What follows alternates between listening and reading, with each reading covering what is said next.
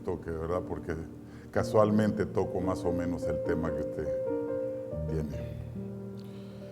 Como dice el pastor Alejandro Bullón, no puede haber prédica sin texto bíblico. Y el texto bíblico que nos compete esta noche está en Mateo 16, 24 y 25. Abramos nuestras Biblias, hermanos, en Mateo 16, 24 y 25. Y dice así: Entonces Jesús dijo a sus discípulos: Si alguno quiere venir en pos de mí, niéguese a sí mismo, tome su cruz y sígame. Porque todo el que quiera salvar su vida la perderá, y todo el que pierda su vida por causa de mí la hallará. La frase clave que yo encuentro en este par de versículos es negarse a sí mismo. Y es una frase que yo la encuentro íntimamente relacionado con la palabra felicidad. Al transcurrir la disertación van a ver por qué yo relaciono la palabra felicidad con negarse a sí mismos. Pero antes que todo vamos a ver qué entendemos por la palabra felicidad. Vamos a donde un vendedor de bienes y raíces y le encargamos una propiedad porque ya estamos listos para comprar una casa.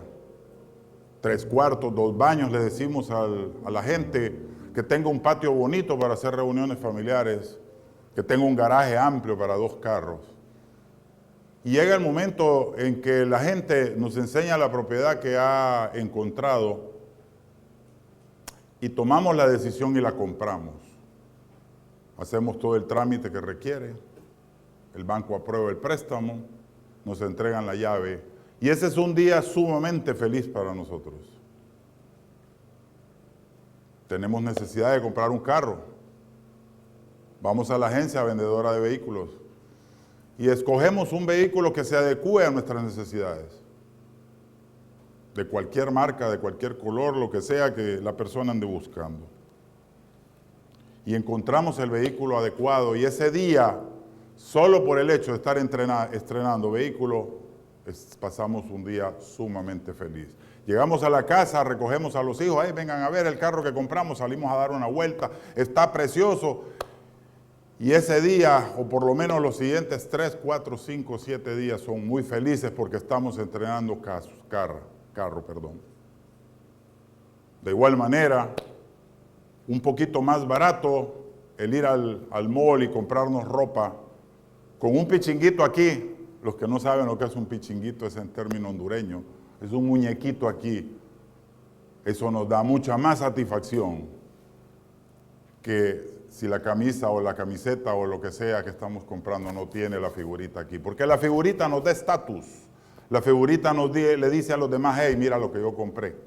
La que no tiene nada no dice nada, no nos representa nada. Pero el muñequito nos dice qué capacidad económica tenemos. Las 3 cosas que les he mencionado nos ocasionan mucha felicidad. Pero les voy a hablar en términos de felicidad y voy a mezclar la felicidad en una especie de concepto matemático. En matemáticas existe una ecuación relativa y absoluta. Relativa, y las dos tienen que ver con lo mismo. En este caso, la felicidad es relativa. Nos da felicidad por un momentito. De repente vino una gran tormenta de granizo y la casa que habíamos comprado 15, 20, 30 días o un mes o 6 meses antes, le cae aquella gran tormenta de granizo y rompe el techo. Entonces la felicidad se vino un poquito abajo porque nos toca, ya sea si teníamos seguro, pues reclamarle a la agencia aseguradora, pero si no lo tenía sale de nuestra bolsa. Entonces ya la felicidad ya no está tan al tope como el primer día cuando recibimos las llaves. Vamos al supermercado, estacionamos el carro en un área segura, pero vino uno de esos que no sabe manejar y le pegó un golpe al carro y entonces le dañó el radiador, le dañó los focos y es imposible seguirlo manejando. La felicidad se nos vino al suelo. ya vamos a andar, ya no vamos a andar un carro recién estrenadito y con todos los accesorios impecables. Ahora andamos un carro chocado, pintado, reparado. Ya tenemos una cosita aquí arriba en el cerebro que dice, ya mi carro ya no está nuevo, mi carro ya está usado y está chocado. La camisita nueva que habíamos comprado en el mall, que nos causó mucha felicidad porque la usamos el domingo para ir a la iglesia, o el sábado para ir a la iglesia, mejor dicho. Bueno, es que le llaman la camisa dominguera, ¿verdad? No la camisa sabatina. O la que usamos para una reunión de familia. Después de 3, 4, 5, 6 veces que lo usamos, que pasó por la lavadora y ya empezó a perder el color. La felicidad de haberla estrenado la primera vez se pierde porque la camisa se va descoloriendo.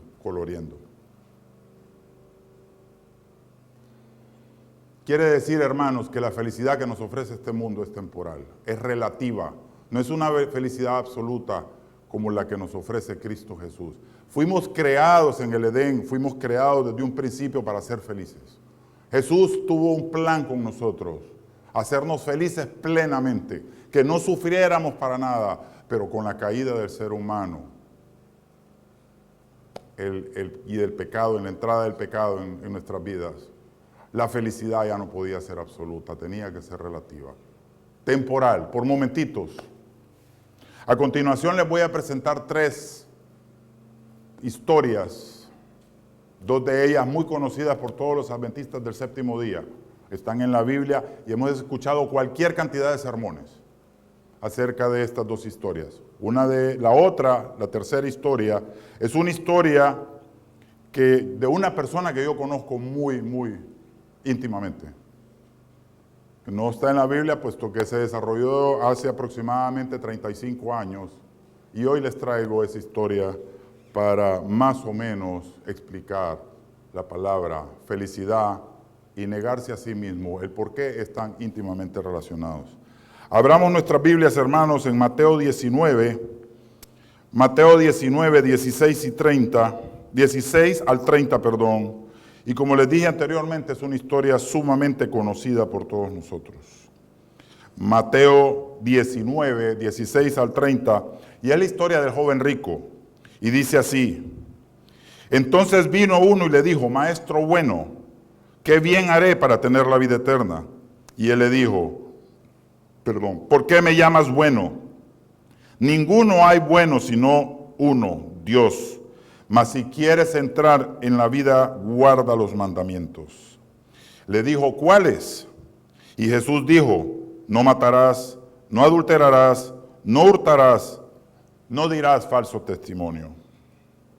Honra a tu padre y a tu madre, no importa cómo sean. Aquí no dice, si tu padre es un borracho, no lo honres. Aquí dice, honra a tu padre y a tu madre. Si tu madre no se comporta como tú esperas, honra a tu padre y a tu madre. Y amarás a tu prójimo como a ti mismo. El joven le dijo, todo esto lo he guardado desde mi juventud. ¿Qué más me falta? Jesús le dijo, si quieres ser perfecto, anda y vende todo lo que tienes y dalo a los pobres, y tendrás tesoro en el cielo, y ven y sígueme. Oyendo el joven esta palabra se fue triste, porque tenía muchas posesiones. Entonces Jesús dijo a sus discípulos, de cierto os digo que difícilmente entrará un rico en el reino de los cielos. Otra vez os digo, que es más fácil pasar un camello por el ojo de una aguja que entrar un rico en el reino de Dios. Terrible testimonio, terribles palabras las del Señor Jesús, las que expresa al final de esta historia, cuando da a entender que los ricos no van a tener espacio en el cielo. Pero aquí es donde yo les quiero relacionar el texto anterior que leímos, ven y sígueme, con respecto a esta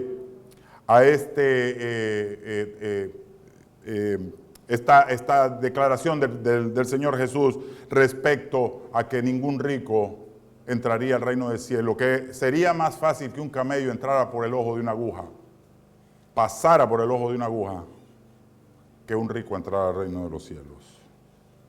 He escuchado muchos sermones de pastores consagrados diciendo de que sobreviven de las donaciones de hombres consagrados que tienen mucho dinero. Hace aproximadamente un mes escuché al pastor Bor que para un proyecto que estaban queriendo elaborar necesitaban $1 millón. Y estaban orando y pidiendo a las personas que ellos le donan a su programa, a su ministerio independiente, poder recibir esa cantidad. Y unos días después me parece haber escuchado que habían logrado la meta. También escuché al pastor Bullón, de un inversionista en Brasil, que es multimillonario, es uno de los hombres más ricos de Brasil, adventista del séptimo día, y que de él han salido un montón de televisoras y radios para promover la palabra. Y el Padre lo sigue bendiciendo con más dinero, y con más dinero, y con más dinero, porque Dios sabe a quién le da riqueza. Y el corazón de él no se cansa de donar para la iglesia y expandir la palabra. O sea que los ricos, en cierto sentido, sí tienen un espacio en el reino de los cielos, pero dependerá del corazón con el cual manejen sus vidas. La palabra clave que encuentro yo en esta historia, hermanos, ven y sígueme.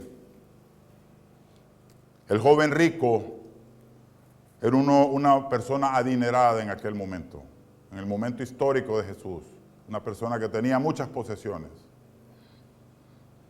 El joven rico era el discípulo número 12 que Jesús había dicho estas palabras claves, ven y sígueme, porque Judas se había autoadherido al discipulado de Jesús. Jesús nunca le dijo, ven y sígueme.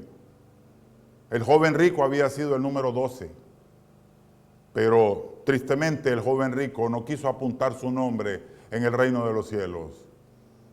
Y dio la media vuelta, entristecido porque tenía, dice la palabra de Dios, demasiadas posesiones, demasiados terrenos. Sacrificó la vida eterna, sacrificó todo lo que Jesús le podía ofrecer por unas cuantas cabezas de ganado, por unas cuantas casas, por unos cuantos negocios que a la larga se hicieron tierra, porque hoy por hoy no existen. Hoy por hoy todo eso está perdido. Ni sabemos quién fue el joven rico. La siguiente historia que les voy a contar, hermanitos, es una historia, como les dije anteriormente, de una persona a la cual yo conocí hace aproximadamente 35 años. La historia se remonta mucho más atrás, pero no tenemos tiempo para poderla contar enteramente. Este amigo había tenido una niñez muy bonita, una niñez, si podemos llamarla privilegiada, porque había crecido en un hogar donde el dinero no hacía falta. El padre tenía un gran problema, no sabía ahorrar. Cualquier centavo que le entraba lo gastaba y lo invertía en su hogar. No estaba preparado para las vacas flacas de José, por lo que cuando los tiempos malos se venían, el padre, había calamidad. Pero la infancia de él duró bastante, bueno, los 6, 7 años más o menos que dura la infancia de este amigo, fue privilegiada porque en la casa había bonanza económica. Fue a una escuela primaria privilegiada en el cual se pudo rozar con toda la suciedad. Perdonen que dije suciedad porque es sociedad, pero se pudo rozar con toda la suciedad o sociedad, a donde incluso los hijos del presidente de la República eran sus compañeros de clase. Los hijos de coroneles o de militares eran sus compañeritos de clase. Los hijos de ministros eran los compañeritos de clase. Los hijos de los millonarios empresarios eran sus compañeritos de clase. Él no tenía ni siquiera la sombra, o el papá de él, la sombra del dinero que estas personas tenían. Pero sí tenía el papá la capacidad económica de pagar ese colegio caro, porque quería una muy buena educación para su muchacho. Pero como les dije anteriormente, en la época de las vacas flacas no se preparaba, pues vinieron las bajas, vinieron esas épocas, y tuvo que asistir a una escuela, a un colegio público en su secundaria. De ahí entró a la universidad y logró terminar su carrera también en una universidad pública. Pero, desgraciadamente, en el mercado en el que se estaba desarrollando, especialmente la carrera que él había estudiado, una ingeniería nueva, una ingeniería que no tenía mucho mercado, el empresario que contrataba este tipo de ingenieros no creía en la carrera, creía en el administrador de empresas, creía en el economista, creía en el administrador en finanzas, pero no creía en el ingeniero industrial.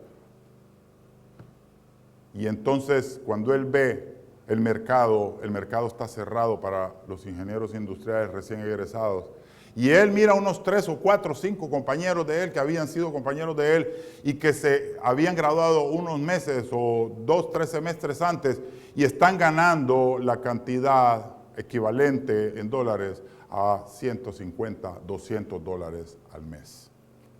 Y él piensa, yo no me quemé las pestañas. 5 años para ganar un poquitito más del salario mínimo que se paga en este país. Yo tengo aspiraciones. Era una persona con mucha aspiración, con deseo de triunfar en la vida. Había probado lo bueno ya.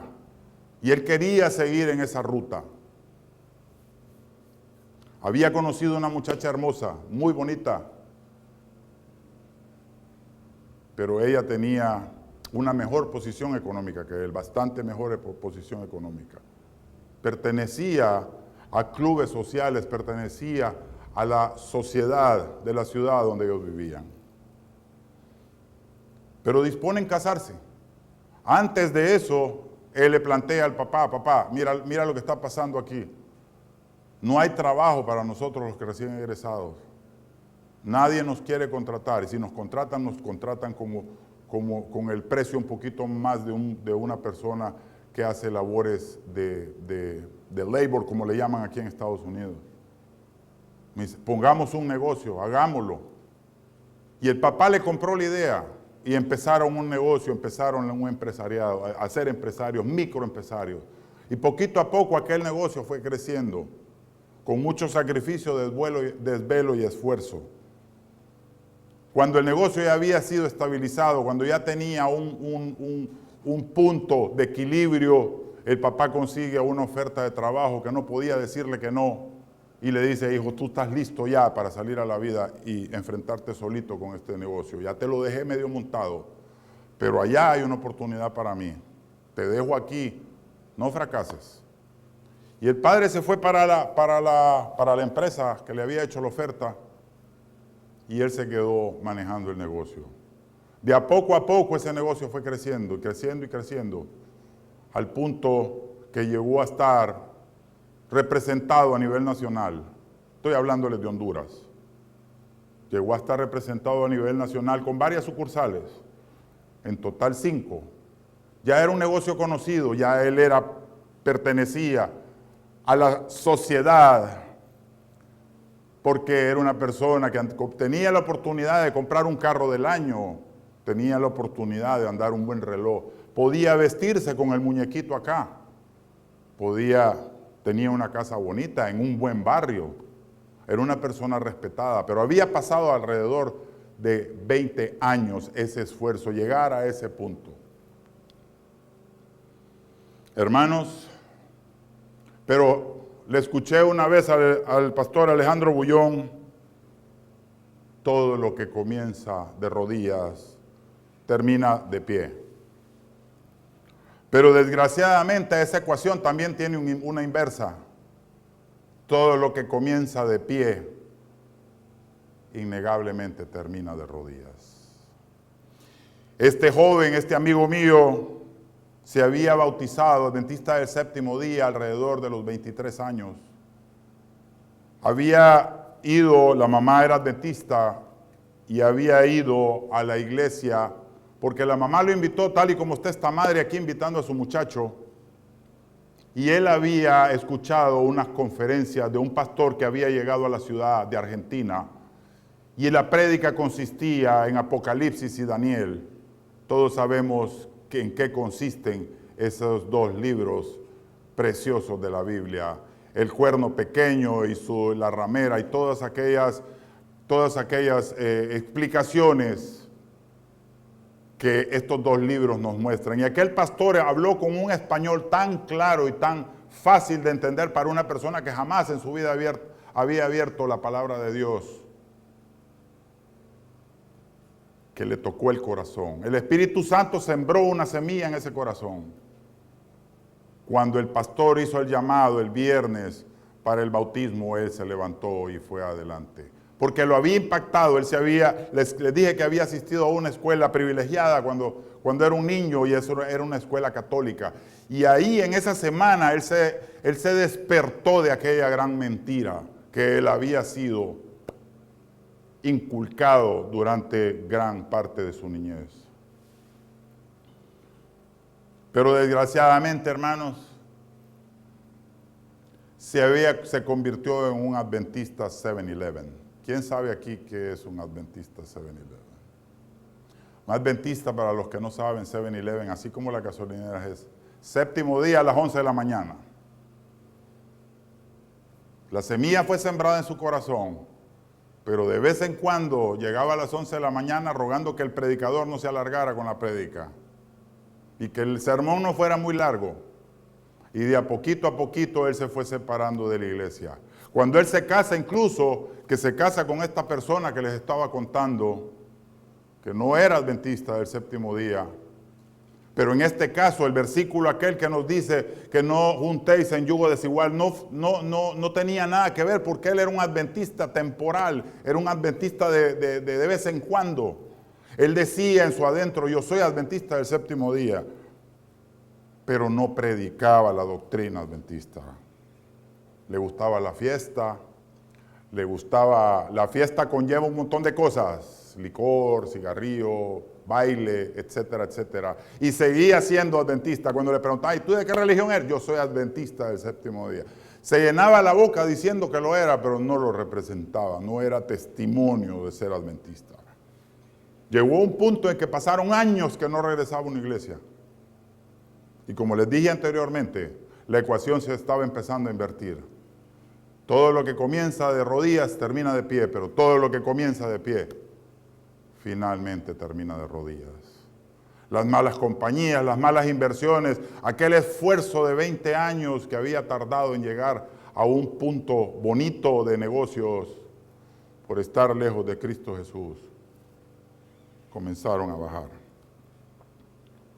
Dijo: voy a solucionar mi problema, voy a cerrar la primera tienda, me voy a quedar con 4.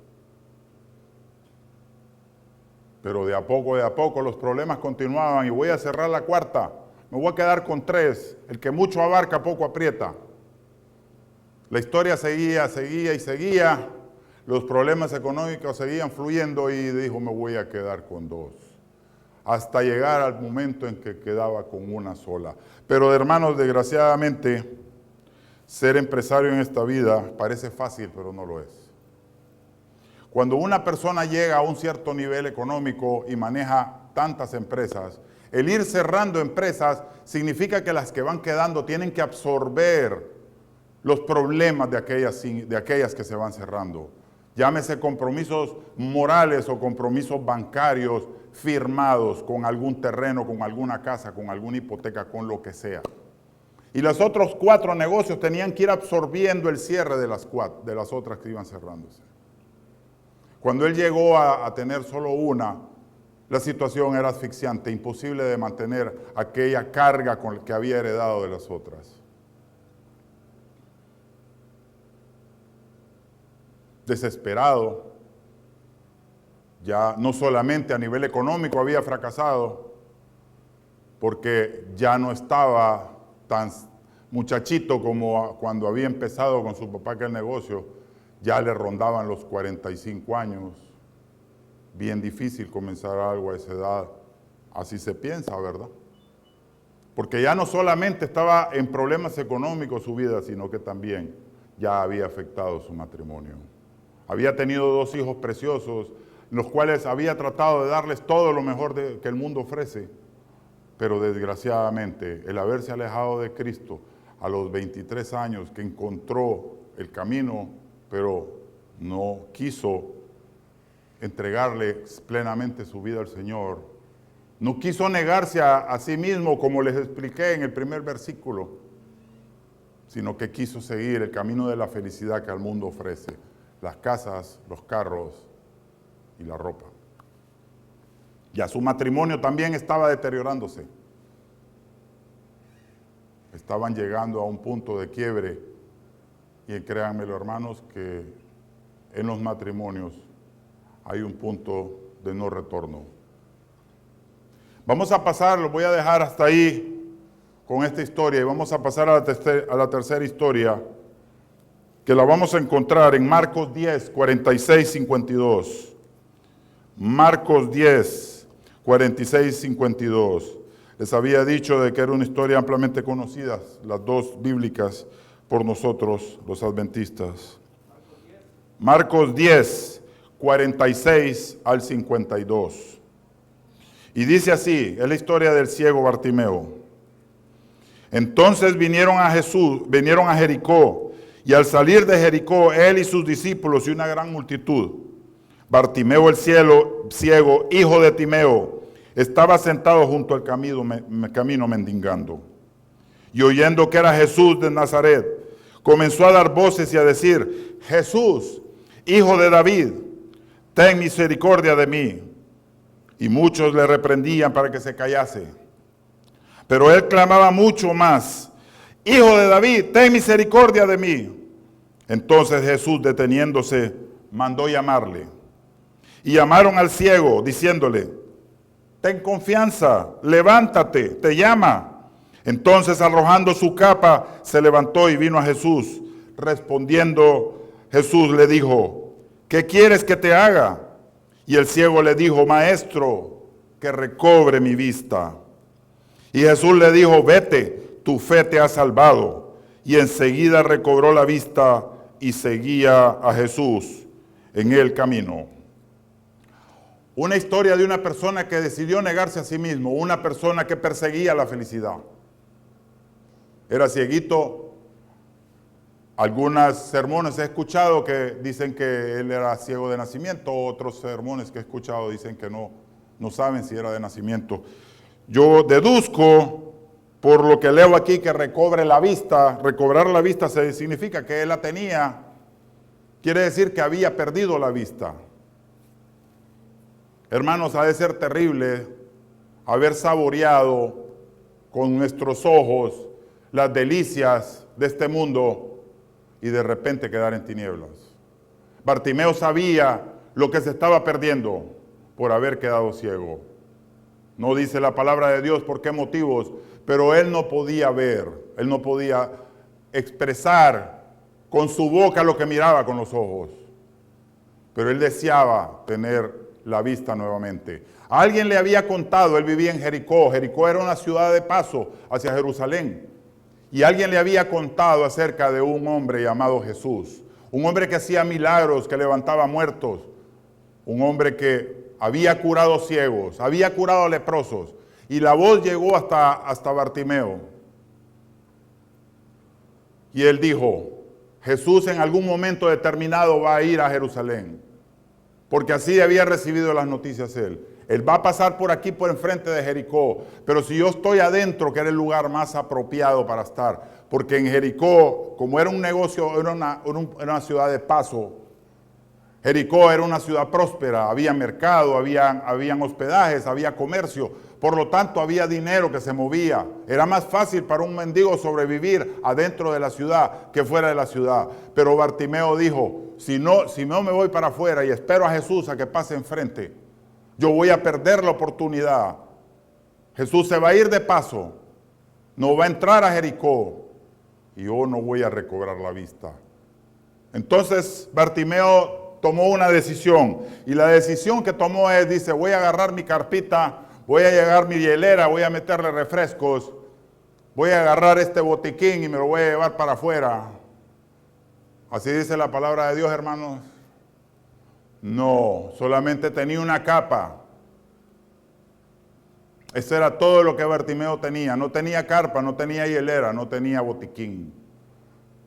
No sabemos cuánto tiempo Bartimeo estuvo afuera esperando. Una semana pudo haber sido, pudieron haber sido solo días, pudieron haber sido meses que estuvo esperando bajo el sol, bajo la lluvia, con alimañas. La capa le servía de techo, le servía de cobija, le servía de cama, le servía de toallitas si le daba gripe. Le servía de todo la capa a Bartimeo. Era la única posición que él tenía, pero tenía algo que no tenían las dos historias anteriores. Tenía fe.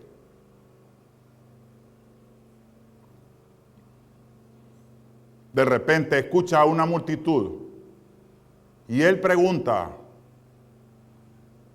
¿quién está ahí? ¿Quién está pasando? Y alguien le respondió, es Jesús, el Mesías. Bartimeo no, como les dije anteriormente, la historia no nos dice cuánto tiempo estuvo esperando afuera bajo las inclemencias del tiempo, pero tampoco la historia nos dice en qué posición estaba Bartimeo esperando a Jesús. Pero yo me imagino, es deducción lógica, que si tengo una semana de estar esperando y la persona a la que estoy esperando pasa, yo no me quedo sentado y comienzo a gritar, Jesús, hijo de David, ten misericordia de mí. No, señores, yo me levanto, aunque esté ciego y camino en la multitud, trato trastabillando y tropezándome, pero voy gritando, Jesús, hijo de David, ten misericordia de mí. No era posible que él se quedara sentado. Él estaba esperando a la persona que le iba a devolver la vista y él tenía fe en aquello. Clamó y clamó y clamó. Más adelante dice la palabra del Señor que Jesús le dijo a uno de sus discípulos, tráelo hacia mí. El discípulo llega y le dice, yo deduzco que Bartimeo se levantó y se había caído porque el discípulo le dice, levántate, ten fe, Jesús te llama. Si él hubiera estado de pie, no se hubiera tenido que levantar. Cuando llega donde el maestro le dice, ¿qué es lo que quieres que haga por ti? Y Bartimeo le responde, Señor, quiero recobrar la vista. Tu fe te ha salvado, le dice el Señor. Y dice la historia de que Bartimeo, siguió a Jesús feliz. Bartimeo se negó a sí mismo. Bartimeo llegó a la meta. Bartimeo está en el libro de los cielos escrito su nombre. Retomamos a la historia anterior que quedó a medio camino. La persona ya había cerrado sus 5 negocios, ya se había separado de su esposa, estaba viviendo en casa de su papá. Desesperado, pasó algo en ese momento que no tengo tiempo de contarles, pero pasó un incidente sumamente triste en la vida de esta persona. En otra oportunidad se las cuento, les prometo. Y esa noche, a raíz de ese incidente, entró en oración lo que tenía muchos años de no hacer. Y más o menos él me cuenta que oró así: Padre Santo, yo me he separado de ti.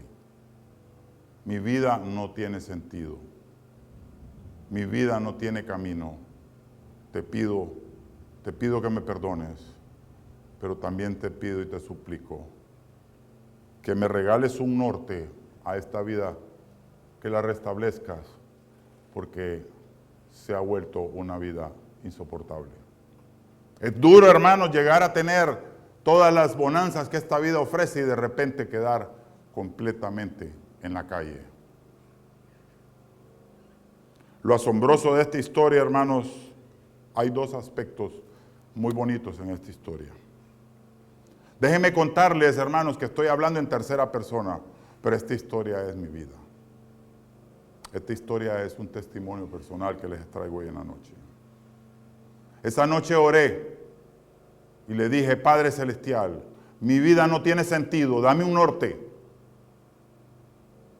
Increíblemente, hermanos, 15 días después, yo me estaba subiendo en un avión hacia el norte, para acá. Los papeles no eran problema porque mi ex esposa tenía ciudadanía americana. Yo había tramitado mi residencia muchos años atrás.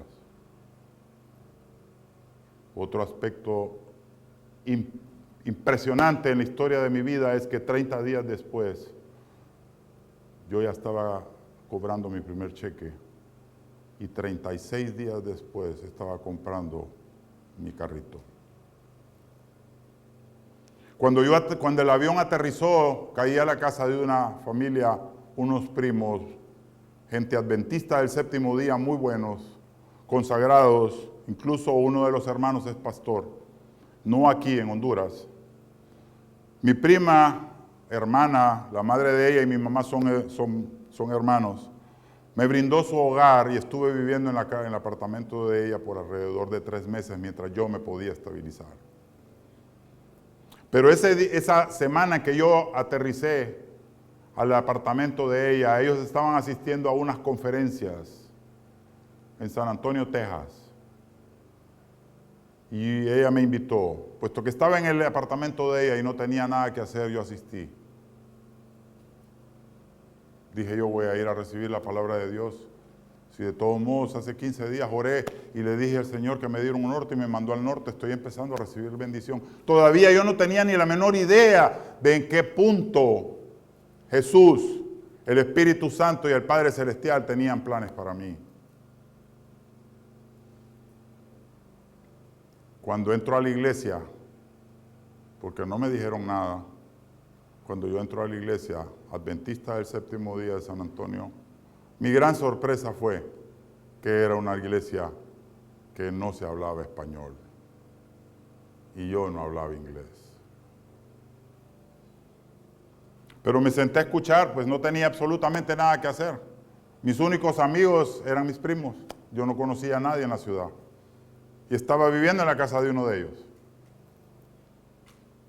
Escuché el primer sermón del lunes, escuché el sermón del martes, escuché el sermón del miércoles y así sucesivamente llegó el viernes. Y yo no me había dado cuenta que todas las noches yo había entendido los sermones. Había recibido un curso de inglés en Honduras que me habían enseñado a decir yes y no y me salían con bastante acento. Pero yo había entendido toda la conferencia esa semana. Cuando el pastor hizo el llamado, yo me levanté. Tenía a mi primo al lado mío, me pegó un codazo y no lo pensé 2 veces. Me levanté y fui bautizado por segunda vez. El sábado. No quiero decirles, hermanos, que me he convertido en un santito. No quiero decirles que tengo una aura aquí arriba en el cielo, en la cabeza, que dice el hermano Moisés ya es salvo. No, todavía me siento cizaña. Pero a partir de ahí comenzó mi verdadero crecimiento espiritual. Mi mensaje para la hermana que puso en oración a sus 2 muchachos es que no deje de orar. No deje de orar. Pase lo que pase, no deje de orar. Porque mi madre fue la que oró y oró y oró, y hoy por hoy, los 4 hermanos somos adventistas del séptimo día, bautizados. Mi padre, que tampoco estaba muy anuente a la doctrina, también murió bautizado en la iglesia adventista del séptimo día. Y eso se lo debemos a mi madre, jamás perdió la fe. Por eso es que al principio del sermón les dije que negarse a sí mismo y la palabra felicidad van íntimamente relacionados. Por el hecho de que para poder alcanzar la felicidad absoluta, no la felicidad que el mundo da, no las casas que nos den, no los carros nuevos que podemos comprar, no la ropa bonita, no la escuela, la universidad carísima que asistamos. Todo eso es felicidad relativa. Nosotros como adventistas del séptimo día sabemos perfectamente bien que la felicidad absoluta solo la encontramos en Cristo Jesús. A continuación el hermano Byron les va a proyectar un videíto cortito de 5 minutos, con eso voy a terminar, del pastor Robert Costa. Él tiene una matutina Y yo estoy invitado a hacer la prédica desde hace aproximadamente 30 días, pero hace una semana, escuchando esta matutina que el pastor Robert Costa tiene diariamente, que se la recomiendo, se llama Una mejor manera de vivir. Yo dije, en mi sermón yo tengo que presentarles este pedacito. Dura 5 minutos, todos los días el pastor Robert Costa tira esa matutina y da mensajes muy espirituales de la vida cotidiana, algunas veces, otros históricos, pero que van directamente relacionados con el tema. Aunque como tenemos el problema de la energía, yo creo que no se va a poder, ¿verdad, hermana? Que no se va a poder.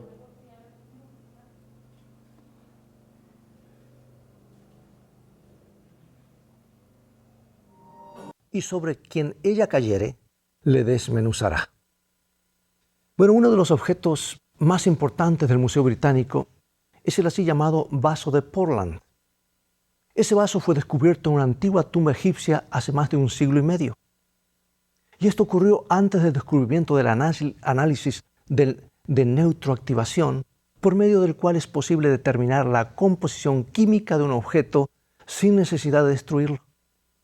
Y por años ese hermoso vaso azul, que presenta mediante trazos blancos a una encantadora mujer reclinada en un asiento rústico bajo un delicado ramo de flores, fue objeto de serias discusiones entre los hombres de ciencia. ¿De qué estaba hecho? Algunos argumentaban que había sido labrado en cristal natural, otros insistían en que estaba hecho de una rara combinación de materiales. Y allí estuvo hasta más o menos 1865, cuando un maníaco logró entrar en el museo con una piedra en el bolsillo. Y en un arranque de locura arrojó la piedra contra el vaso de Portland y lo desmenuzó en más de 100 pedazos. Solo entonces los hombres de ciencia estuvieron en condiciones de examinar el material con el que se había hecho y supieron que era de vidrio con incrustaciones de nácar. Y este descubrimiento permitió llegar a la conclusión de que el vidrio había sido inventado mucho antes de lo que los arqueólogos sospechaban hasta ese momento. Solo cuando el vaso fue destruido se pudo descubrir su verdadero valor e importancia. Solo cuando el frasco de alabastro de María se quebró, se esparció la fragancia del costoso nardo. Solo cuando nuestros corazones de piedra se quebrantan al encontrarse con la roca que es Cristo Jesús, Dios puede revelar el verdadero valor que hay en nosotros. Poco antes de la Segunda Guerra Mundial, el oro se extraía en las Filipinas mediante un proceso que se conocía con el nombre de flotación. Pero antes que el oro pudiera ser extraído del mineral mediante ese proceso, había que reducirlo prácticamente a polvo en un molino hecho de bolas. Este estaba constituido por un tambor que contenía duras bolas de acero. El mineral era introducido en ese tambor, que se hacía girar una y otra vez hasta reducir prácticamente a polvo todo lo demás. Y lo que quedaba de la mezcla de agua y con aceite de pino se mezclaba. Y el aceite tiene la afinidad con el oro, y una vez que el oro quedaba envuelto con el aceite de pino, las partículas flotaban a la superficie y se las podía extraer. Amigo, amiga, igualmente tú y yo, a menos que seamos quebrantados y pasemos por ese proceso, no llegaremos muy lejos. Pero cuando caes sobre la roca y te quebranta, Dios puede extraer de ti todo tu verdadero valor. Entonces habrás descubierto una mejor manera de vivir. Algunas veces Cristo nos llama y no entendemos el llamado, nos hacemos los sordos.